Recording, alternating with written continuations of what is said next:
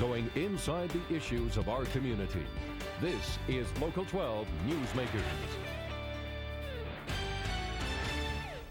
Good morning and welcome to Local 12 Newsmakers. 6 months ago, the assumption was that the focus of the March 2nd primary would be a lively struggle on the Democratic side among presidential candidates and little else going on.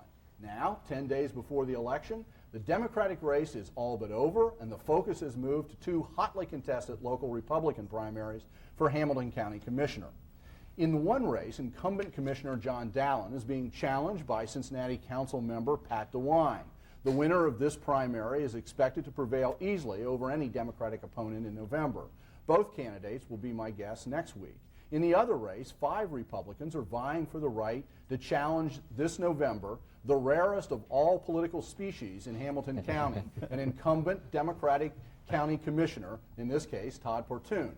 I am joined this morning by all 5 candidates. In alphabetical order, David Grossman served from 1975 until 1998 as a judge on the Hamilton County Court of Common Pleas. Mr. Grossman is a lifelong county resident growing up in Clifton who now lives in Springfield Township. Sandra Faith Hall served on the Deer Park City Council from 1998 until 2001. In 2001, she ran for state representative. She works as an independent financial planner. Russ Jackson was recently elected to his 3rd term as a trustee of Anderson Township and is the current president of the Board of Trustees. Mr. Jackson operated the local Peterbilt truck dealership until the past summer when it was sold to a national firm. Chris Monzel served 3 years on the Cincinnati City Council. Mr. Monzel works as an engineer at General Electric Aircraft Engines in Evendale and lives with his family in the Cincinnati neighborhood of Winton Pleas. Jim Sumner served on the Blue Ash City Council from 1991 till 2001. From 1997 until 2001, he served as the mayor of Blue Ash. Mr. Sumner is the manager of environmental programs for the GE aircraft engines in Evendale. So we've got GE over on that side. Thank you, everybody, for being here. We obviously have a lot of people. We're going to get right to the questions. In your literature, in all of your literature, and in your stump speeches and presentations, all of you talk about the need to control tax increases and control spending. I would like each of you to very concretely, not in theory, let's give it that's the basic point. You want to control those things. Very concretely, what would you do if you were a commissioner to accomplish those things that would actually be in your power to do? David? Well, first of all, as you said, we're all for cutting taxes and reducing spending. And by the way, you cut taxes and then you reduce spending. You don't reduce spending and then cut taxes. Obviously, we have a small area of budget within our immediate control, and it's up to us to run that budget in an efficient and thrifty fashion. That's our Let's reinforce that. A lot of the county budget is just set. You can't do anything about it. That's correct. That's correct. But those things that we can control, we need to operate in a way that represents how we would expect others to operate their sections. Is there something concrete that you would suggest, a place of savings? You were a judge for a long time. You've been around county government. Is there some place that you could say, you could go in and say, here's someplace we can save money? Well, I know specifically how we can cut funds in various departments in my own. For example, the courts. It's possible to reduce some of the expenses we pay for court reporters, you know, and that's a fairly big budget item. Okay. Sandra? I think as Republicans, we have not been faithful to our principles of lower taxes and smaller government. And I think one of the first things that we can look at is the fact that the government has continued to grow, and to find out why. Why do we need more government employees when, in fact, the number of people within the county has gone down? Do you have a department? Do you have a department or departments that has grown that you think you could cut back? Specifically, no. And one of the reasons why I ran was because of the fact that people are constantly coming out, they're running, they're saying, oh, I'm going to do this and do that, and nobody does it. I think it's very easy to tell your neighbor how to raise their own kids, but until you're sitting there and have it in front of you, I don't really believe that you can specifically say what you would do. Okay. Russ? No, less than 50% of the county budget goes for basic services. More than 50% involves these special purpose levies. The idea of bundling is not a bad idea, and it's definitely, tax reform is not, or levy reform is not an indictment of social services.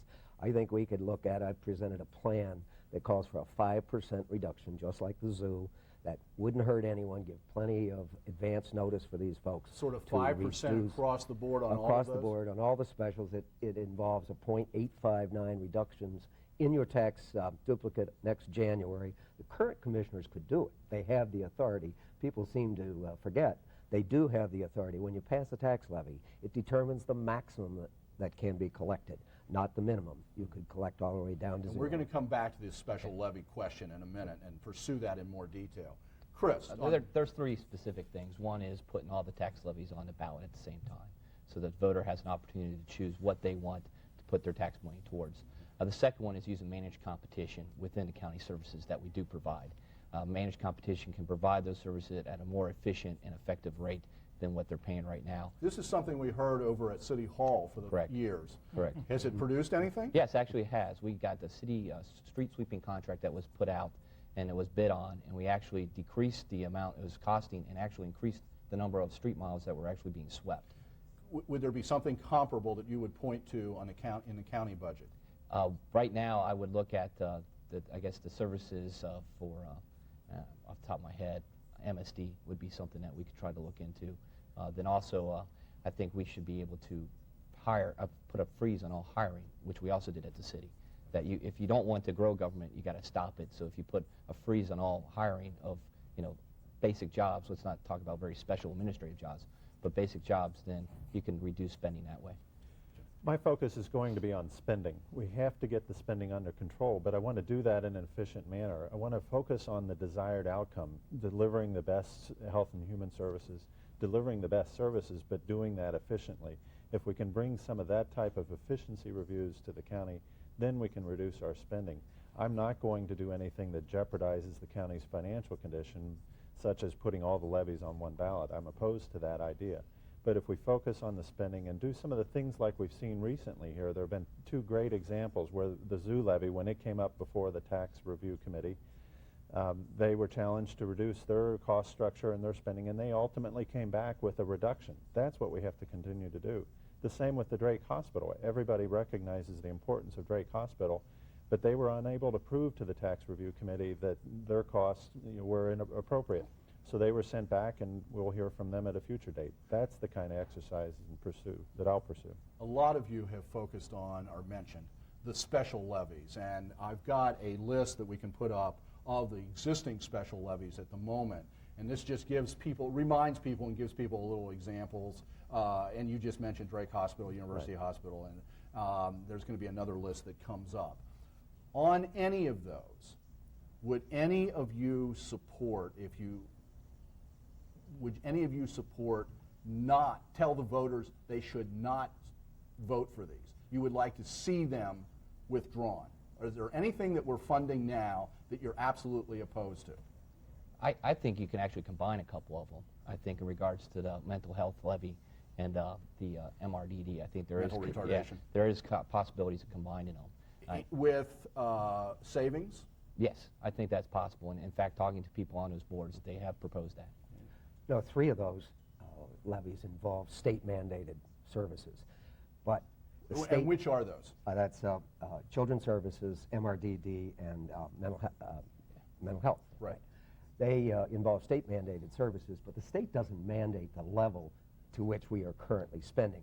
Quite frankly, I don't believe that they should even be special levies. If it's a mandated service, it should be part of the general fund. Of the general operating? Exactly, because if they fail, those services are going to have to be provided at some level or another. But historically, the taxpayers in Hamilton County didn't want to give that discretion to the county commission. And that's why we have all these special levies. The voters of Hamilton County want to earmark where their money's going. That's why we have the special levies, and that's why I'll continue to support them. What we need to do is focus on how those groups deliver their services and drive efficiency into the delivery of those services. But I don't think we should put it all into the general revenue fund. That gives the commissioners more discretion to pick and choose. Go ahead. Point, though, about the bundling issue, and I think you've got some good points. Let's there, Russ. explain the bundling, because we haven't really said that. Let me just say something about that. One of the proposals is being pushed very hard by Phil Heimlich, a current county commissioner, and the county auditor, Dusty Rhodes, is to put all of these levies on at the same time for the first time in 2008 is the proposal. And this is called bundling. so that the voters see them all at once and can pick and choose. And the theory is two things. One, more of them might be rejected. And secondly, it may force people to ask for less money in order to get them passed. Now, given that as background, what do you want to say? There's another theory and that is to make sure the voter understands the obligations that he's already signed on to. Sometimes when we vote for them serially, we lose track.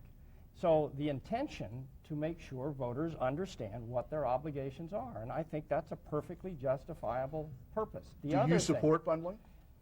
Yes, because it can do this, but I'm afraid it isn't going to get there because we're putting a levy on the ballot for the museum, which won't quit until 2009. So it's a long way off before we get to this nirvana, and therefore we need to do more about informing voters now what their obligations are en masse. I want other people to respond to bundling specifically. I think we should put it out there for what it really is. Bundling is an attempt by a few to kill levies. And that's what it is all about. It is attempting to kill levies, and I won't support it. Now, what I will support is making levy information more readily available so that when you go in and vote for any one levy, you see the whole list of levies that we're supporting. As Judge Grossman's indicated, let's let the voters see the complete information. But it's democracy at its best. I mean, to me, putting it in front of the voters gives everyone a chance to pick and choose what they want, as it's their money. So you would support it? I would definitely support it. This special purpose levies is just a disingenuous way of keeping the voters from comparing one levy to the other and from comparing the cost of those levies with the cost of providing basic county services. It's not in any way intended to defeat them. In fact, the only people that should be worried here are those who have bloated budgets. The rest of the people, the taxpayers, will support them if they're fair and So logical. you support bundling? Absolutely. I'm trying to get clarified. That's a yes. I don't believe in the bundling, especially for the mandated benefits. But in terms of the other question, I really think that the levies are moving in a positive direction. I think ever since the Bengals Stadium, each levy knows that they cannot come before the county unless it's lean and mean. And there's more accountability. So there's a natural evolution. Can I assume that everybody supports the tax review commission process? And we need to strengthen it. Okay. We need. Now I want to ask you, because it was just brought up, there is a levy on the March 2nd ballot for the Cincinnati Museum Center. Relatively small compared to the others, 0.2 mils, and this was our focus of our show last week. Here's the hard question. I'm asking you as individuals and as public figures, do you support that levy that's going to be on the ballot when people go in to vote on Tuesday, March the 2nd? It's not being bundled, it's being presented separately. Do you support it? David? I have no objection to it particularly. I think it was its timing is such that it sort of intrudes itself into this whole issue of bundling, and I think that's a problem. I would vote for it only because I've seen the review that it's gone through, and they've gone back and forth several times and cut staff, they cut pensions, they cut a number of things before they came forward. This is classic. Here we are debating whether or not we should think about bundling, and they go and throw another levy on the ballot, all by itself in a primary, so no one can compare it with anything else. And then they say, well, it's just a little one. Hey, we all started out as little ones. I think it's the proliferation of the levies. I don't believe that the tax levy committee was thinking properly when they went and did it, because it's contrary to what we've been talking about. So you're opposed to it? I'm opposed to it. Yes, I concur, because I think what's important is being a member of the Museum Center, taking my children down there, quite a bit, and I've met with them and trying to figure out other ways to pull it off. And I think that's what we have to, instead of keep going to the public trough every time when we need something, I think we need to come up with more creative financing and solutions. Jim? As a county commissioner, I would have voted to allow this levy to go before the voters of the entire Hamilton County area, because the Museum Center demonstrated that it will produce an economic return. As an individual voter, I intend to vote for it. Okay. We're going to take a break, but stay tuned. After the break, shrinking county population, job creation, and relations with the city of Cincinnati.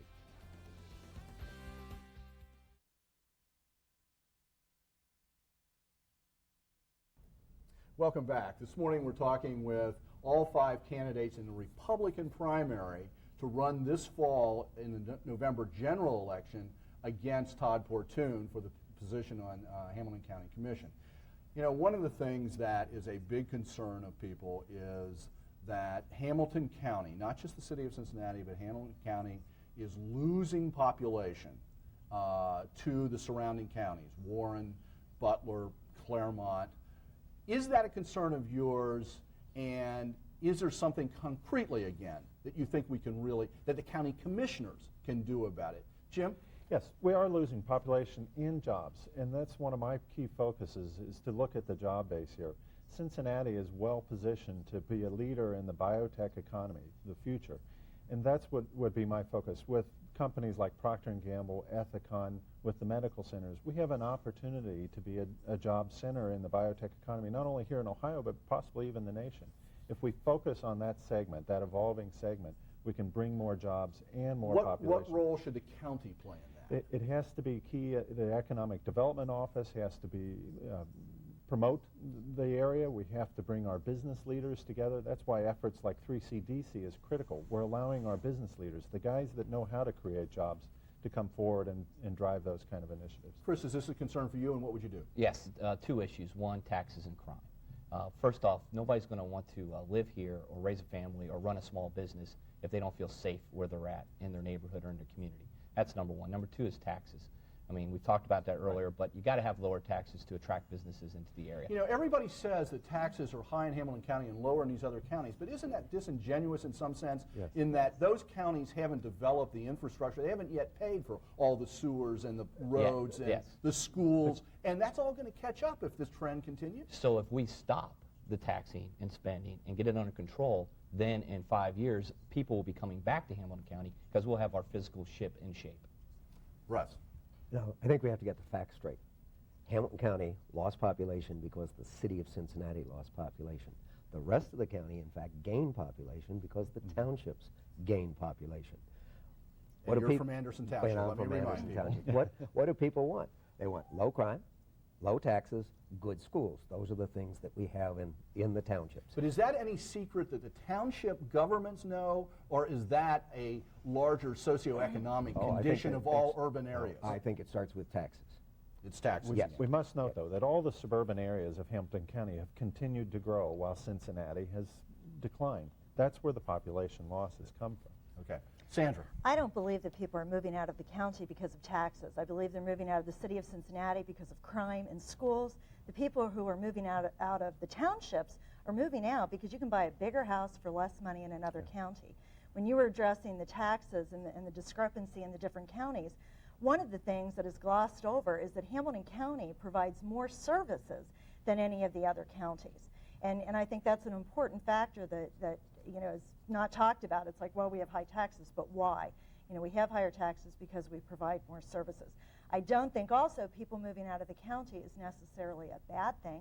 I think it's a natural evolution of, if you look at history, of economy, of transportation, of interest rates, of accessibility. So you're not worried about it? No, I'm really not. I mean, if you look, you said you were a historian. If you look, in the early years, everybody lived downtown. And as roads were built, as the economy changed, as transportation, people moved out. I am concerned about jobs in that I think we have allowed ourselves to be held hostage by large companies. We've been dependent on our tax base from larger companies, and what we really need to be doing is encouraging entrepreneurship. We have too many empty storefronts throughout the county. David? It's an important issue. In 1970, there was a population in Hamilton County of 924,000. In 2000, population of 845,000. That's a drop of about 80,000. That drop, as my friends here have said, is pretty much in the city. In over the Rhine, 50 years ago, a population of 90,000. Today, a population of 6,000. That's an important difference.